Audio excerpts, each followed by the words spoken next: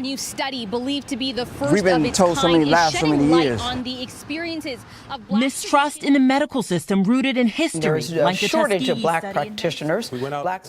So I was talking about the idea that many people are not really aware of how structural racism works in healthcare systems, or how it is sort of embedded in healthcare systems. So part of the work is helping people see that.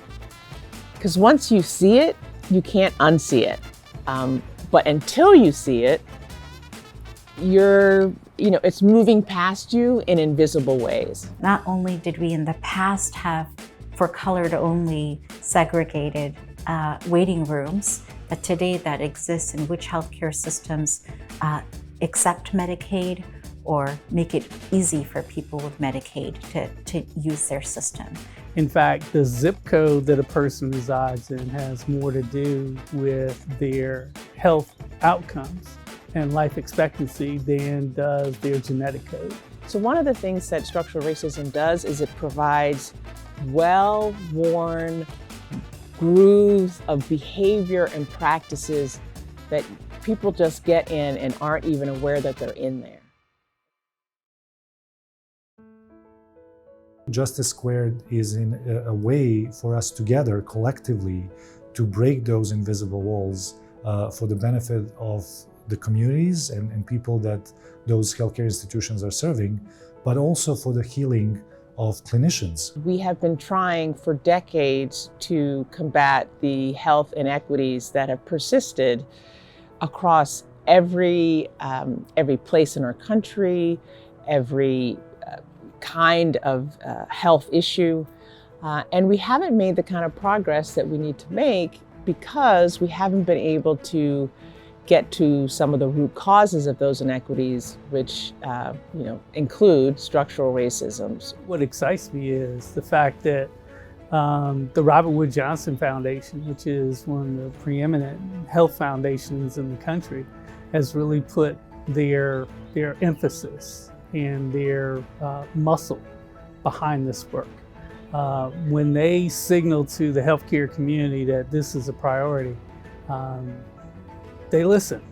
This moment in particular calls for leadership that is bold and courageous, and that is taking on the deepest challenges that we're facing, including structural racism as a barrier to health.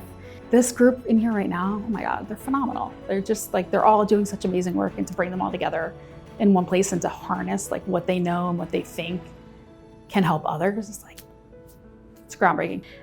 Collective leadership is not how most people are taught to lead or how we think of leaders, but the way that we feel that change is going to happen is through people working together in relationships of mutual accountability, sharing responsibility, learning from one another, co-designing solutions, and being able to rely on each other for support. What has happened in the past is that when people don't know how to engage community in a meaningful way, it becomes tokenizing, where we're just checking a box and saying, yeah, community member is here at the table, but they're really not participating actively, or their decision is not weighed with as much power as maybe somebody else who has a title and some letters after their name. We're valuing people's lived experience, their perspective, just as much as we're valuing someone having an MD or a PhD. What I love about Justice Squared is that first, it was created by over 150 people who have been at this work, both in healthcare organizations and communities, coming together to say first, what is the healthcare system we need? And second, what would it take to get there? And they identified a series of shifts that would help us get there. Making changes tangible, and then providing support and learning and an opportunity to test with others who are going through the same process to say, hey, we came across this issue, how did you handle it? Or, we had this success, we were surprised, and this is really great, so you all might want to try it. So that kind of peer and cohort support, I think, will be one of the ways that this gets moved forward.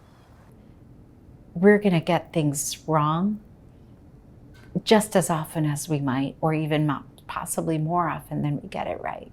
And I think our ability to not drown in shame when we're just learning. We're going to try, and we're going to make those steps, and then we're going to fall. And then we're going to pick ourselves back up, and we're going to keep going. If we don't address our healing, if we don't address how we've internalized these structures of inequities, it is so easy to continue to build them. It is so easy to acquiesce to power as we know it and a false hierarchy of human value. What I know and I've seen from the We in the World team and the support for Robert Wood Johnson Foundation, the health system teams who come in and are a part of this will have a fabulous support system.